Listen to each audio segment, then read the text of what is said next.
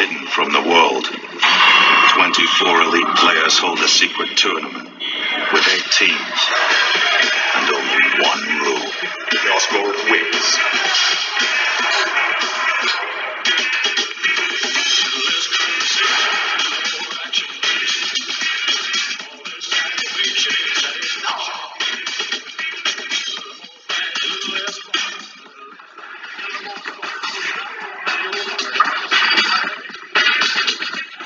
Good morning, fellas, and welcome to everyone's favourite episode.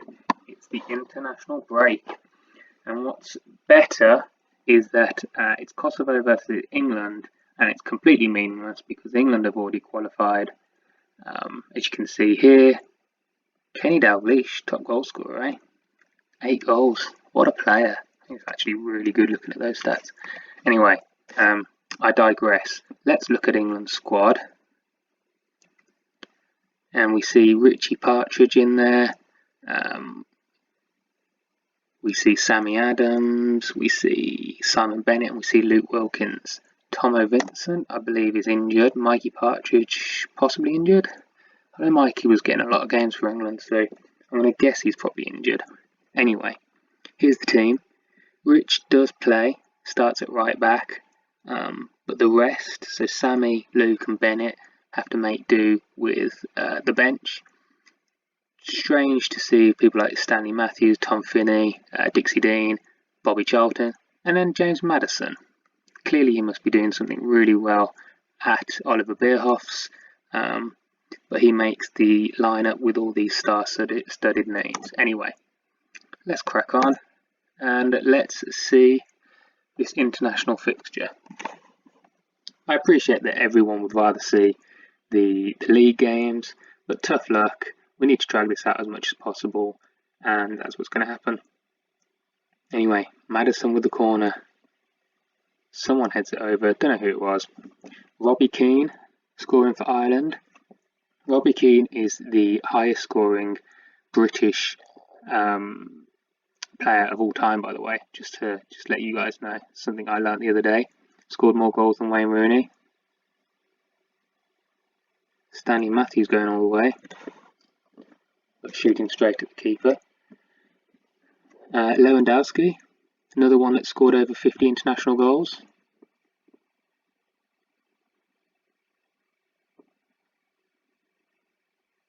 Now Gordon Banks clears it, goes long. Dixie Dean all the way.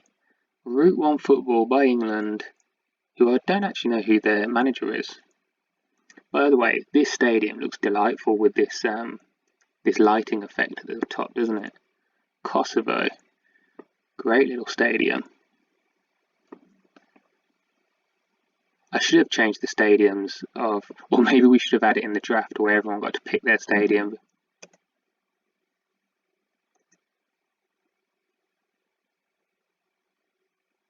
Because it definitely seems to add to it a little bit, rather than the very basic stuff that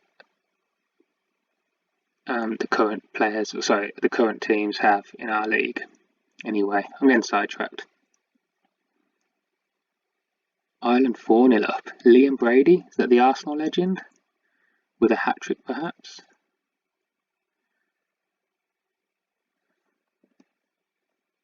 "28 minutes in, Stanley Matthews with the ball. Richie P just behind him. Is he going to lay it to Rich to whip it in? No, he's going to go on his own, and Dixie Dean heads it straight at the keeper. Soskic goes long, and Bobby Moore clears that to Maddison. Finds Charlton. Now Tom Finney swings it over to Charlton. Hit that, son. He hasn't. He's gone to this Hapgood, who I really should learn who this Hapgood is. I'm looking up now.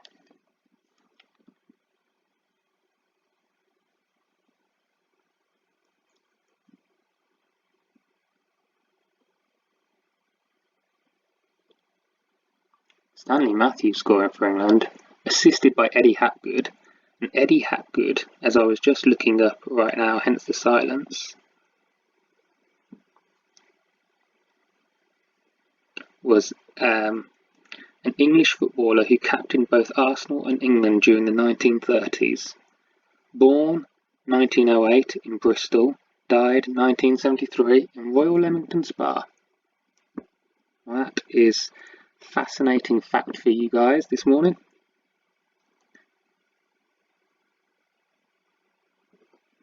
Anyway, Valon Berisha with the injury for Kosovo, but Tom Finney picks the ball up and that goes just wide. It's 2-0 to England, approaching half time. They're going to end this qualification phase with 22 points from a possible 24. Their one draw, I have no idea, but I'm going to guess was against Czech Republic. And we go straight into the second half. After this, I will fast forward to the actual Fantrax League game. We're not going to obviously watch it, that'll be for tomorrow. But it means that I'll be able to look back on all the other international fixtures and see what happened in them. Lewandowski with what looks like a hat-trick for Poland. We need some substitutes. We need some more international caps for Wilkins, Sam and Tom Vincent. Tom Vincent, who I'm not actually sure has made his debut yet, even though he seems to be in the squad every single game.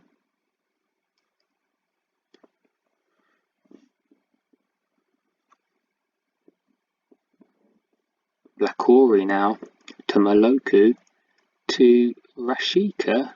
No, the chance for Kosovo. I tell you what, fellas, if this game gets to 9 minutes and we're still in it, I might just exit it because even I'm getting bored.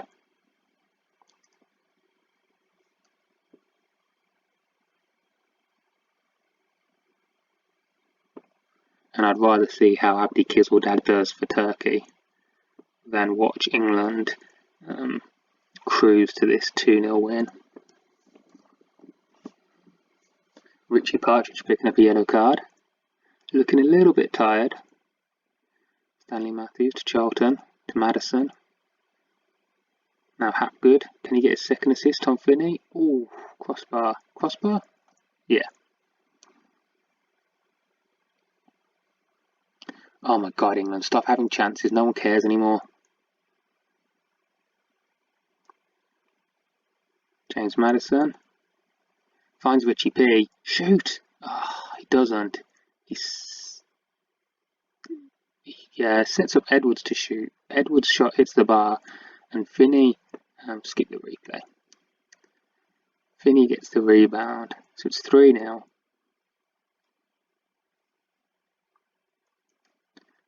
Maybe some subs, please, manager?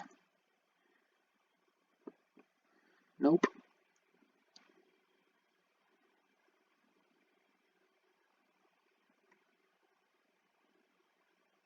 How do I exit the game? Ah, yeah, leave match. Might just have to do that in a second. Even though I do want to know if the rest of us make an appearance off the bench.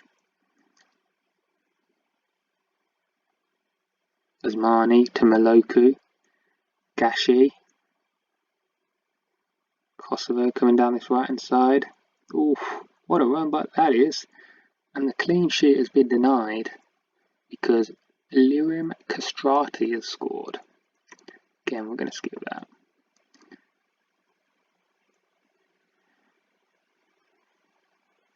Six seconds until I leave this match. We've got 20 minutes left.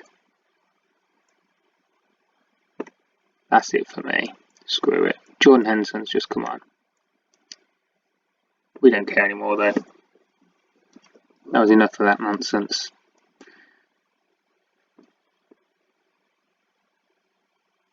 Um, 3-1 in the end. Nothing really changed. Harry Kane, Henderson, Knox-Slade coming on. So Wilkins, Sam and Bennett. I don't know, why did I get confused thinking that Tomo was on the subs bench? Apologies for that. Anyway, none of us came on, so I'm glad I didn't carry on watching it. We will fly through a few days just to make sure all the international fixtures are done. You will see that inbox there as well, showing that Cruise Control, Jeff and Tapple Can, their managers are all insecure because of their league positions. Right. We're at the part where we can start checking now. How did Turkey do? Did they even have any games? They did. Oh, they had a couple of big games. Maybe you should have watched this. They won 2-1 against Albania. Abdi playing very well, but getting a yellow card. And then they beat Andorra in a big game. Abdi again playing very well. I don't think it would have been enough. I think they needed a big goals turnaround, but we'll have a quick look. Yeah, it wasn't quite enough because Andorra won the preceding game, the penultimate game. That's a good effort from Turkey, 6 wins. It's not going to be good enough unless perhaps 3 spots for... I don't know, we'll figure it out, but probably not good enough for Turkey. Sorry Abdi, no Euro 2020 for you. Let's see if there's Euro 2020 for Cleve. Waiting for those nibbles. 3-0 win. Cleve scoring 2 goals. He's just come back from injury, I'm sure he has. So, great little return for him. And then another goal in their 4-0 hammer over Antigua and Barbuda. Barbuda? Anyway, 4 caps, 7 goals. Well played, Cleve. Top work.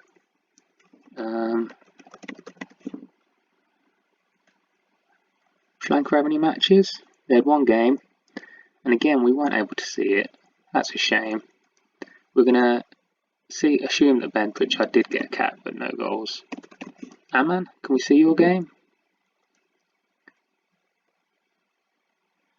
4-1 win with a 8.9. No goal, but an 8.9 from Amandeep Verdi, presumably man of the match performance. Top work, pal. They did then lose 3-0 to Thailand. 6.8 in a 3-0 loss ain't bad either though, so a couple of good individual performances from our man. Let's see how the Pac Army are doing. 1-1, oh, we watched that one. The game we missed was the 3-0 loss. Aaron Butt 6.2 and a yellow card, and Holland getting injured. Oh my god. Devastating news. Devastating. A torn thigh muscle. Severity major. He's had to go and see a specialist, and he'll be out, that said, for 7 to 10 weeks. My god. What more could go wrong for Ashtown? Let's look at their squad. They've got Martial still suspended, Holland out for 7 to 10 weeks, De Bruyne suspended. Fortunately, Tamori's coming back soon, Lo Celso's fit, and I guess those red cards for... who was it? I'm sure there was another red card in there. Maybe that ban's over with though. So, it's pretty tough. I mean, they're still top of the league by 2 points. And what we're going to do next game tomorrow is watch them versus Cruise Control. Top versus bottom. But the fortunes of both clubs are going in the opposite direction at the moment. 2 defeats in a row. Cruise Control actually not looking good on the form front either. But they did win their... second to last game, and they are healthier in terms of, well, no, completely take that back as well. I was going to say they're healthier than Ashtown, but Tomo's out for 2 weeks, Joelinton's out for 3 weeks, Harry Wink's out for 3 weeks, and Moutinho is out for a week, so they're not, and Sterling's still out for 6 days, so this is going to be an interesting matchup tomorrow, which we will come to. I've probably missed another international team that I normally look at. India, Sri Lanka, Pakistan, Turkey, Jamaica, England. I think that's it. Oh, Kenya. Let's quickly look at Peps. I've got 32 seconds. Oh, I don't think he would have played for them because he's injured. But let's just double check. They won. They lost and then they won. They lost 2-0 and Matthew Salter did play. He got 7.0 and then they won 3-1 and he played again. But he got injured for 2 to 3 weeks with a concussion. It's going to damage those quiz answers, isn't it?